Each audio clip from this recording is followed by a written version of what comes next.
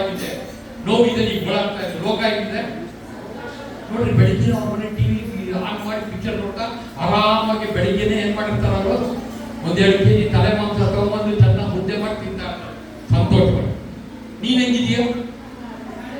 ಅಳುತ್ತಾ ಓಡಾಡ್ತಾ ಇದ್ರಿ. ನಿಮಗೆ ದುಃಖವಾಗುವುದು, ಆದರೆ ನಿಮ್ಮ ದುಃಖ ಹೋಗಿ ಆನಂದ ಬರುವುದು. ಯಾವಾಗ ಹೇಳಿದ್ದು? ಶಿಲ್ಬೆಗೆ ಹೋಗೋಕ್ಕಿಂತ ಮುಂಚೆ, ಶಿಲ್ಬೆಗೆ ಹೋಗಾದ್ಮೇಲೆ ಹೇಳ್ತಾ ಇದ್ದಾರೆ ಯೇಸು.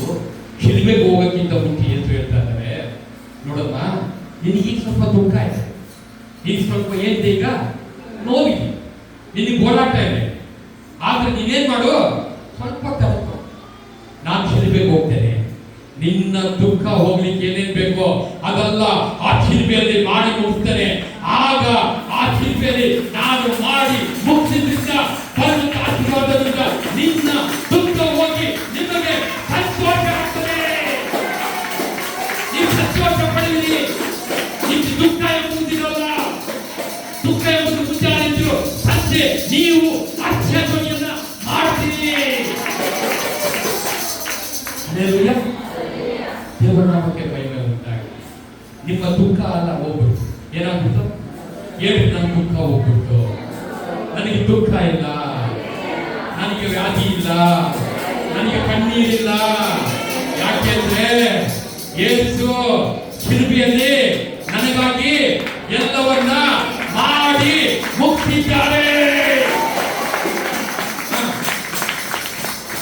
ಹೋಗಿ ನಿಮ್ಗೆ ಏನಾಗೋದು? ಆನಂದ, ಸಂತೋಷವಾಗುವುದು.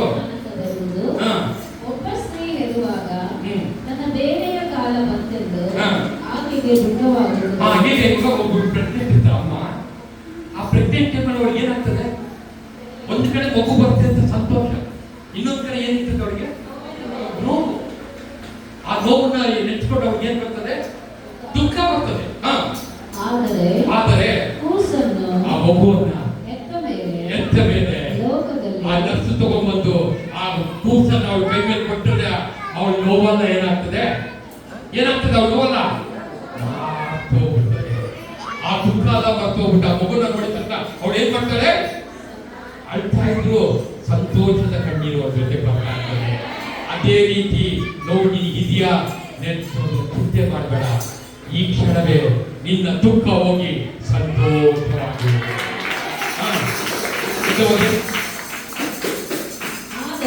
ಆದರೆ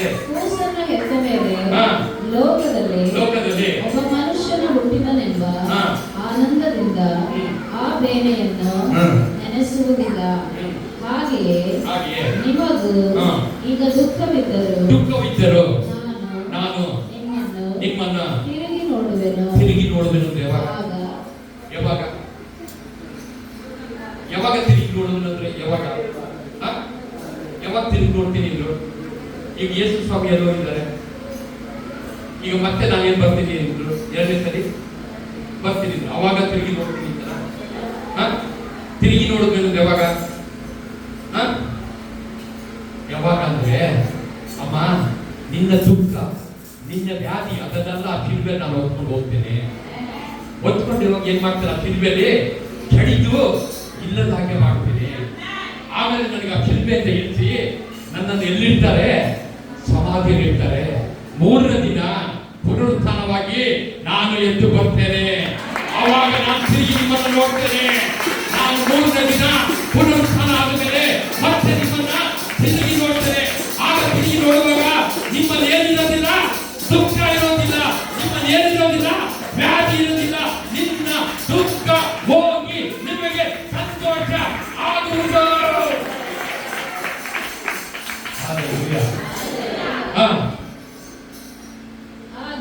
ಆಗ ನಿಮ್ಮ ಹೃದಯಕ್ಕೆ ಏನು ಬರೋದು?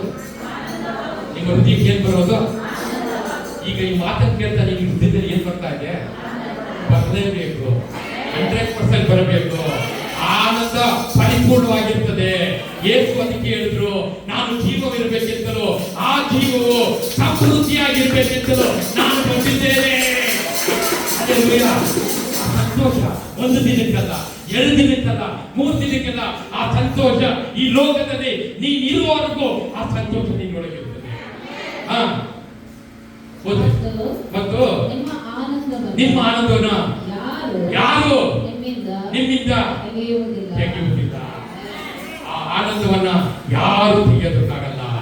ಯಾವ ಸೈತಾನನು ನಿಮ್ಮನ್ನು ಮುಟ್ಟಕ್ಕಾಗೋದಿಲ್ಲ. ನಿನ್ನಲ್ಲಿರುವ ಆನಂದವನ್ನ ಯಾರು ತೆಗೆಯೋಕ್ಕಾಗೋದಿಲ್ಲ, ಯಾರು ಮುಟ್ಟಕ್ಕಾಗೋದಿಲ್ಲ. ಭಯಪಡಬೇಡ, ಭಯಪಡಬೇಡ. ವಾಕ್ಯವನ್ನು ಕೇಳು, ಆಮೇನ್ ಅಂತ ಹೇಳು, ಹಲ್ಲೆಲೂಯಾ ಅಂತ ಹೇಳು.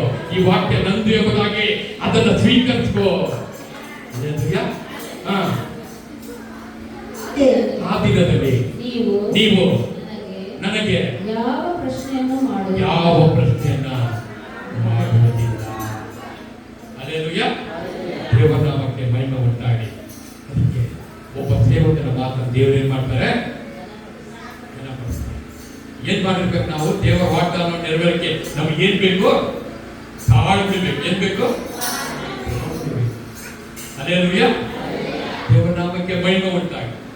ಮತ್ತೆ ನಮಗೆ ಆಗ್ದೇ ಇರೋದು, ಬಹಳ ನಮಗೆ ಮಾಡಕ್ ಆಗ್ದೇ ಇರುವಂತ ಕಾರ್ಯ, ಬಹಳ ಸಿಟ್ಟು ಬರುವಂತ ಕಾರ್ಯ ಯಾವ್ದು ಅಂತ ಹೇಳಿದ್ರೆ ಕಾದಿರೋದು. ಏನಿರೋದು? ಕಾದಿರೋದು. ನಮ್ ಕಾಯಕ್ಕೆ ಏನ್ ಮಾಡಲ್ಲ, ಆಗಲ್ಲ.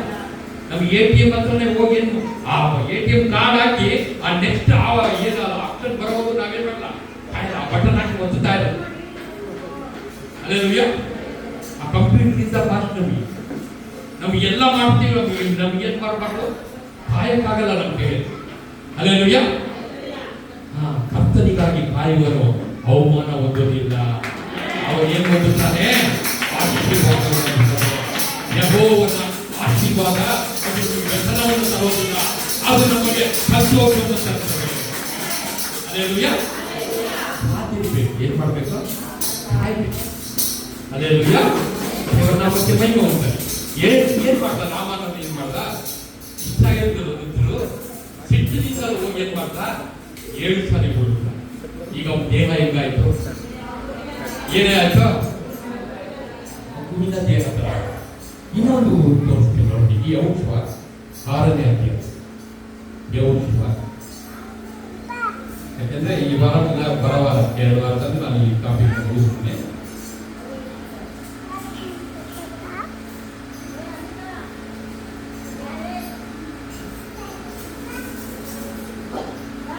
ಬೇಗ 6ನೇ ಅಧ್ಯಾಯ 1ನೇ ವಚನದಿಂದ ಬೇಗ ಹೋಗಿ. ಯೆರಿಕೋವಿನವರು